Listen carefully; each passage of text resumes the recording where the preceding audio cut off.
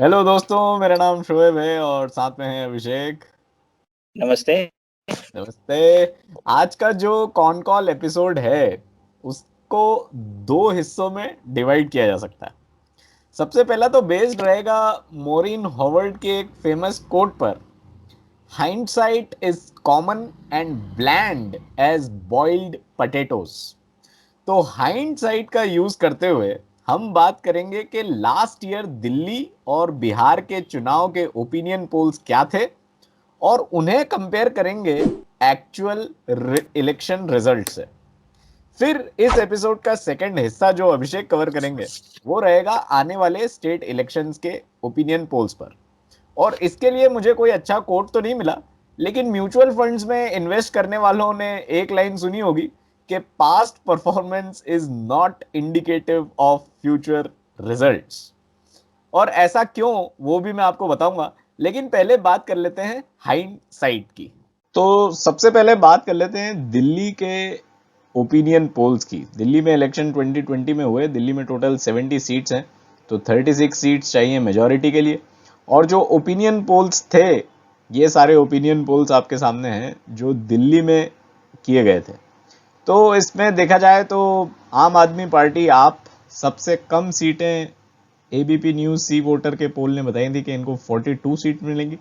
और सबसे ज्यादा, हालांकि ये सब रेंज में होता है, सबसे ज्यादा सीट्स इस पोल में आईएएनएस और सी वोटर के पोल में इन्हें 64 सीट्स मिल रही थी। तो ये एक रेंज, सारे अगर ओपिनियन पोल्स को देखें तो इस रेंज में आम आदमी पार्टी को सीट्स मिल रही थी। हालांकि ये रेंज इतनी बड़ी है कि अब इसके बारे में तो कुछ खैर कहा नहीं जा सकता, लेकिन हाँ, इनका अगर एवरेज निकालें तो हम और ज़्यादा अच्छे से समझ सकते हैं कि कितनी सीट्स आपको मिलनी चाहिए थी। बीजेपी को देखा जाए तो उनकी अगर रेंज हम देखें तो एक सर्वे में, सी वोटर वाले सर्वे में उन्हें 3 सीट्स, ये सबसे कम सीट्स थी। और सबसे ज़्यादा सीट्स जो उन्हें मिल रही थी वो इन दो सर्वे में मिल रही थी, जो कि थी 20 seats, actually 24 seats ABP news C voter वाले सर्वे में। तो ये रेंज थी बीजेपी के लिए। और फिर कांग्रेस 0 से लेके 6 सीट्स तक भी ला सकती थी, ये रेंज थी कांग्रेस की।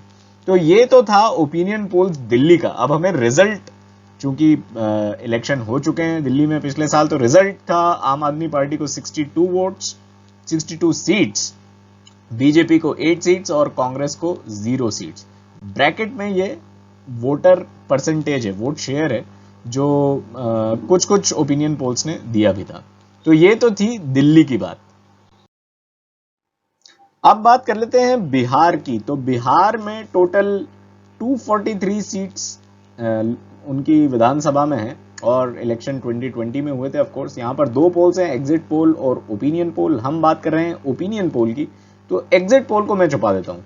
Let's talk about opinion poll. तो ओपिनियन पोल में बीजेपी, एनडीए को बेसिकली इतनी सीट्स मिल रही थी, 133 लोएस्ट थी और 161 हाईएस्ट थी, जो कि बीजेपी को मिल सकती थी। महागठबंधन को लोएस्ट सीट्स यहां पर मिल रही थी 64 और हाईएस्ट थी 98। और फिर एलजेपी एंड अदर्स के नंबर्स यहां पर दिए हुए हैं।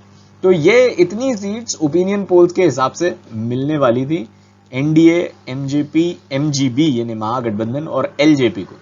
हालांकि असलियत में एनडीए को सीट्स मिली 125, जो कि इनके लोएस्ट ओपिनियन पोल्स में जो लोएस्ट नंबर था उससे भी कम थी। और एमजीबी यानी महागठबंधन को सीट्स मिली 110, यानी जो हाईएस्ट सीट्स ओपिनियन पोल्स महागठबंधन को दे रहे थे 98, उससे भी ज्यादा थी। तो ये था बिहार का ओपिनियन पोल।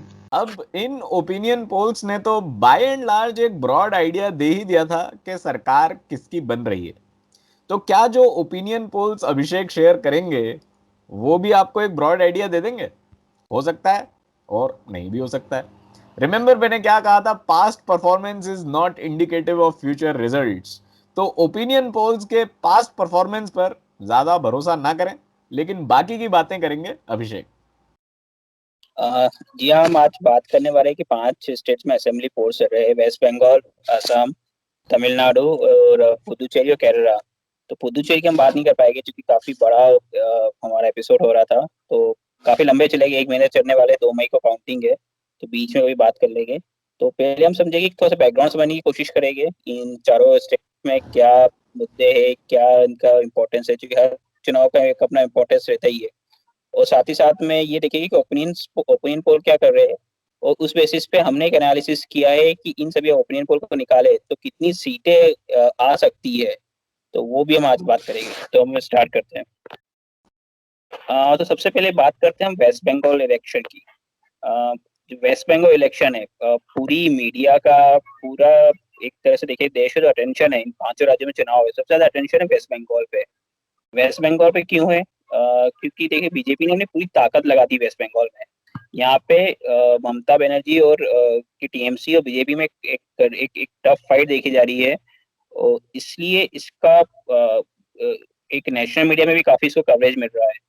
दूसरा, वेस्ट बंगाल बीजेपी के लिए क्यों इम्पोर्टेंस है? अगर हम देखें 2019 के जो लोकसभा इलेक्शन थे, उसमें बीजेपी ने वेस्टर्न इंडिया, नॉर्थ इंडिया में लगभग सभी स्टेट में क्लीन स्वीप किया था। तो BJP western and north India में अभी अपने एक पीक पे है। अब यहाँ से और आगे जाना बीजेपी के लिए मुश्किल है, यहाँ से नीचे ही आ सकते हैं। तो जो सीटों का नुकसान होगा उनका, हो सकता है कि कभी अगले लोकसभा चुनाव में कभी बीजेपी अपने पीक से नीचे आती है, तो जो सीटों का नुकसान होगा उन सीटों की भरपाई बीजेपी कहाँ से करेगी? तो बीजेपी का मेन फोकस अब West Bengal and southern state में स्पेशली तमिलनाडु, आंध्र प्रदेश में और वेस्ट बंगाल में। वेस्ट बंगाल में 42 लोकसभा सीट्स है। तो इसलिए बीजेपी ने इस असेंबली इलेक्शन में अपनी पूरी ताकत झोंक दी है वेस्ट बंगाल में, और कोशिश करी कि वेस्ट बंगाल में भी वो अपने पांव जमा सके। अब हम बात करते हैं कि जो पिछले दो असेंबली इलेक्शन हुए थे 2011 में और 2016 में, तो उसमें किसको कितनी सीटें मिली थी? तो उसमें जो 2011 था उसमें टीएमसी को 184 सीटें मिली थी। उसके बाद सीपीएम को 40, सीपीआई को 2, कांग्रेस को 42 एंड अदर्स को 26। ये जो उसके बाद जो 2016 में इलेक्शन हुआ, इसमें ममता बनर्जी वापस री इलेक्ट होकर आई थी। उसमें टीएमसी को मिले थे 211, बीजेपी को 3। बीजेपी ने अपना खाता खोला था इस लोकसभा इलेक्शन, इस असेंबली इलेक्शन में। उसके पहले तो 2016 के पहले बीजेपी का कोई भी प्रेजेंस नहीं था वेस्ट बंगाल में। सीपीएम को 26, सीपीआई को 1 एंड कांग्रेस को 44 सीट्स मिली थी। इस बार जो वेस्ट बंगाल में इलेक्शन हो रहे हैं, टोटल 8 फेजेस में इलेक्शन हो रहे हैं। काफी लंबा चलेगा इलेक्शन। सबसे पहले जो फर्स्ट फेज है उसमें आज जब हम ये रिकॉर्ड कर रहे हैं 27 मार्च को, फर्स्ट फेज की वोटिंग चल रही है 30 सीट्स पे। उसके बाद जो सेकेंड फेज होगा उसमें 1 अप्रैल को 30 सीटों पे वोटिंग होगी। उसके बाद जो थर्ड फेज होगा उसमें 6 अप्रैल को 31 सीटों पे वोटिंग होगी। उसके बाद फोर्थ फेज 10 अप्रैल को होगा जिसमें 44 सीट्स पे वोटिंग होगी। उसके बाद फिफ्थ फेज जो होगा वो 17 अप्रैल को होगा जिसमें 45 सीट्स पे वोटिंग होगी। उसके बाद जो सिक्स्थ फेज होगा वो 22 अप्रैल को होगा जिसमें 43 सीट्स पे वोटिंग होगी। उसके बाद सेवन फेज 26 अप्रैल को होगा जिसमें 36 सीट्स पे वोटिंग होगी। और जो लास्ट फेज है वो 29 अप्रैल को होगा जहाँ पे 35 सीट्स पे वोटिंग होगी। और जो इसकी काउंटिंग है वो 2 मई को होगी। उसके बाद हम ओपिनियन पोल्स की बात करें कि ओपिनियन पोल्स में क्या दिख रहा है, तो ये जितने अभी डिफरेंट ओपिनियन पोल आए हैं उनकी एक सभी ओपिनियन पोल का आपके पास रिजल्ट आपके सामने दिख रहा है। पीपल्स पल्स जो ओपिनियन पोल था उसमें बीजेपी को 183 सीट्स मिल रही है, टीएमसी को 95, और लेफ्ट और कांग्रेस जो अलायंस है उसको 16 सीट्स मिलती दिखाई दे रही है। सीएनएक्स का जो ओपिनियन पोल है उसमें बीजेपी को 135 सीट्स मिली है, टीएमसी को 141 और लेफ्ट और कांग्रेस को 18 सीट्स मिली है। सी वोटर का जो ओपिनियन पोल है उसमें बीजेपी को 112 सीट्स मिल रही है, टीएमसी को 160 सीट्स मिलती दिखाई दे रही है, और लेफ्ट एंड कांग्रेस को 22 सीट्स मिल रही है। टीवी 9 का जो ओपिनियन पोल है उसमें बीजेपी को 122, टीएमसी को 146 और लेफ्ट एंड कांग्रेस को 18 सीट्स मिलती दिख रही है। अगर इन ओपिनियन पोल का हम एनालिसिस करें, उनको पूरा एवरेज निकाले, तो बीजेपी को 138 के आसपास सीट मिल सकती है, टीएमसी को 136 और कांग्रेस को 19। यानी ये ओपिनियन पोल से ये देख के लग रहा है कि वेस्ट बंगाल में काफी टफ फाइट है बीजेपी और टीएमसी के बीच में, बिल्कुल कांटे की टक्कर है। और अभी तक का जो जितना मैंने इलेक्शन देखे हैं, जो मेरा एक्सपीरियंस कहता है कि उसमें जहां भी टफ फाइट रहती है वहां पे कहीं ना कहीं एडवांटेज बीजेपी को रहता है। हम लास्ट इलेक्शन देखे जो बिहार में हुए थे, बिहार में बीजेपी और जेडीयू का गठबंधन था और आरजेडी था, तो आरजेडी और बीजेपी जेडीयू एक गठबंधन में काफी टफ फाइट देखी गई थी। हमने जब बिहार इलेक्शन रिजल्ट आया उसके बाद एनालिसिस भी किया था, उसमें हमने ये देखा था कि फर्स्ट फेज में तो आरजेडी ने काफी अच्छा परफॉर्म किया था, पर लास्ट फेज में बीजेपी ने जो गैप था वो काफी कवर कर लिया, तो काफी आगे निकल गई थी।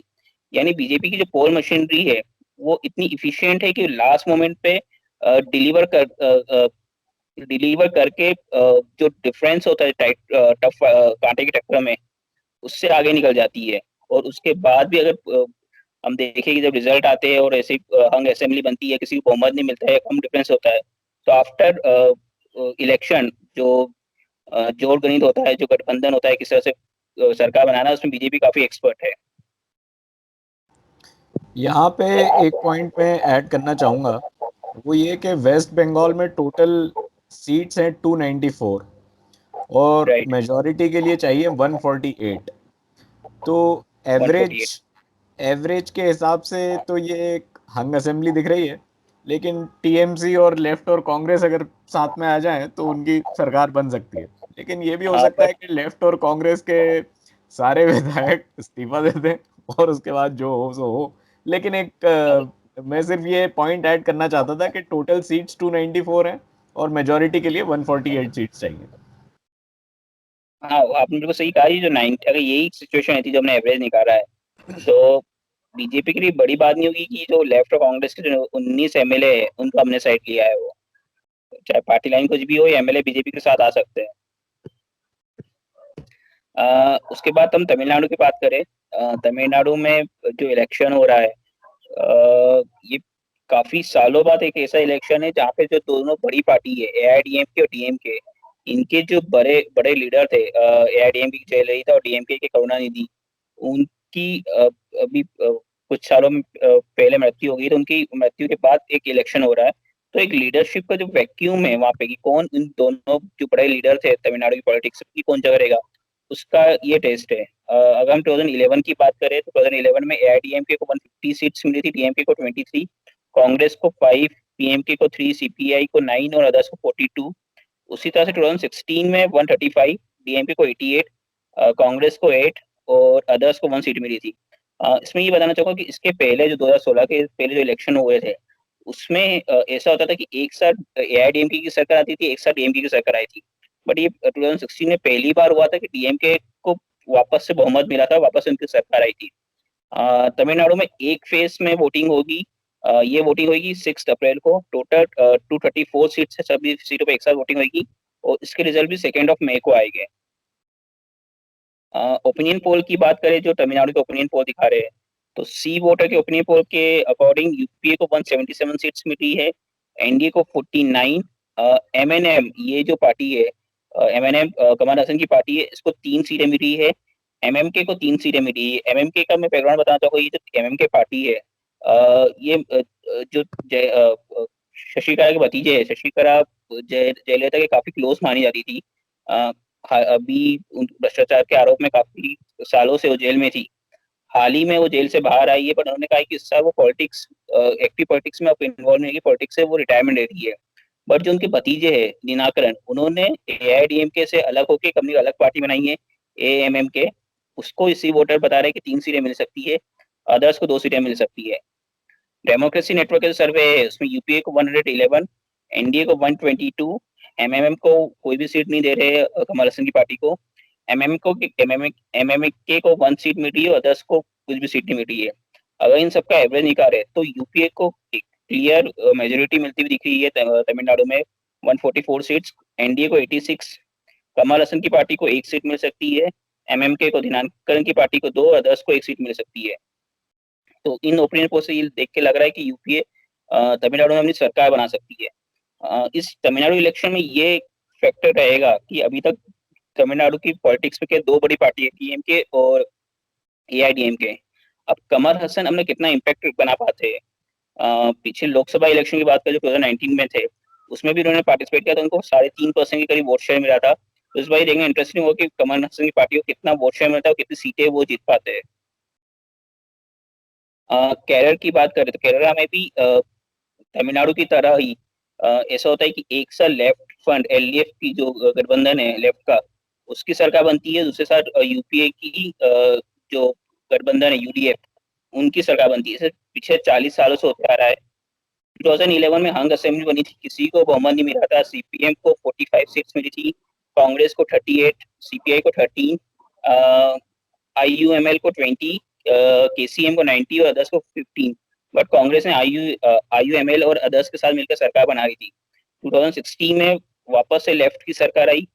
इसमें सीपीएम को 58, कांग्रेस को 22, सीपीआई को 19, आईयूएमएल को 18, केसीएम को 6 और अदर्स को 17 सीट्स मिली। केरल में भी एक फेज में वोटिंग होने वाली है, 140 सीट्स है। सभी सीट्स पे एक ही फेज में 6 अप्रैल को वोटिंग होगी और यहाँ के भी रिजल्ट 2 मई को आएंगे। इसमें केरल में केवल एक ही सर्वे एजेंसी ने वहाँ पे ओपिनियन पोल किया है, सी वोटर ने। उसके हिसाब से यूडीएफ जो कि कांग्रेस लेड गठबंधन है, इसको 62, बीजेपी हमने यहाँ पे खाता खोल सकती, पहली बार उसको एक सीट मिलती हुई दिखाई जा रही है, और एलडीएफ को 77 सीट्स मिल सकती है। यानी कि केरल में सी वोटर के हिसाब से वापस से एलडीएफ की सरकार बन सकती है। उसके बाद हम बात करेंगे आसाम की। आसाम इलेक्शन की बात करें तो असम के पीछे 2 साल कम रिजल्ट देखे। इसमें 2011 में कांग्रेस की सरकार थी, कांग्रेस को 78 सीट मिली थी, बीजेपी को 5, एजीपी को असम गण परिषद की पार्टी को 10, एआईयूडीएफ को 18, बीओपीएफ को 12 और अदर्स को 3 मिली थी। पर 2016 में पहली बार बीजेपी की सरकार असम में बनी थी। 60 सीट्स उनको मिली थी, कांग्रेस को 26 मिली थी, एजीपी को 14, एआईयूडीएफ को 13, बीओपीएफ को 12 और अदर्स को 1 सीट मिली थी। इस बार जो असम के इलेक्शन है उसमें ये है कि अगर हम देखें कि जो भी जो सीए और एनआरसी है, जो एनआरसी का जो ओरिजिन है वो असम से ही हुआ है। असम में ही एनआरसी अभी तक हुआ है, और जो सीए का काफी विरोध भी असम में देखने को मिला है। इसमें हम असम की जो वोटिंग की बात करें तो असम में 3 फेज में वोटिंग होगी। फर्स्ट फेज में आज 27 को वोटिंग चल रही है 47 सीट्स पे। उसके बाद 1 अप्रैल को सेकेंड फेज पे वोटिंग होगी 39 सीट्स पे, और जो फेज 3 है उसमें 40 सीट्स पे वोटिंग होगी 6 अप्रैल को।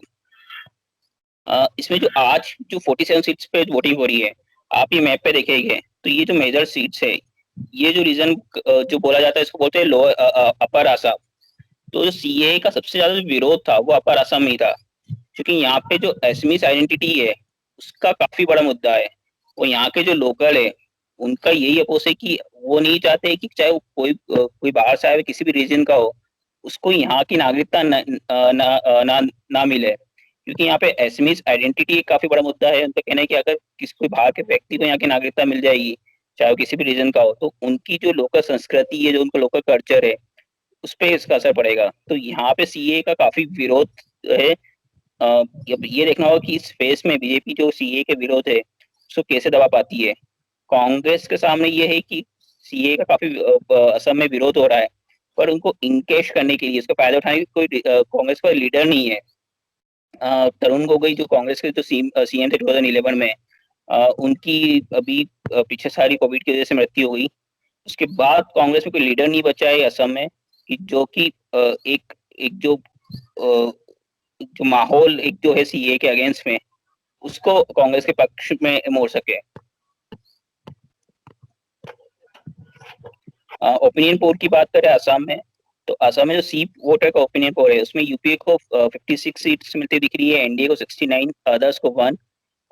टीवी 9 का जो ओपिनियन पोल है उसमें यूपीए को 50, एनडीए को 73 और अदर्स को 3 सीट्स मिल रही है। अगर हम इनका एवरेज निकालें तो यूपीए को 53 सीट्स मिल सकती है, एनडीए को 71 और अदर्स को 2। यानी कि एनडीए को क्लियर मेजोरिटी मिलती दिख रही है सभी इन दोनों ओपिनियन पोल्स के हिसाब से। तो अब ये ओपिनियन पोल्स रिजल्ट्स में कैसे ट्रांसलेट होते हैं वो हम देखेंगे 2 मई को। फिलहाल इस बार के एपिसोड में इतना ही, अगली बार फिर मिलेंगे, तब तक के लिए टेक केयर।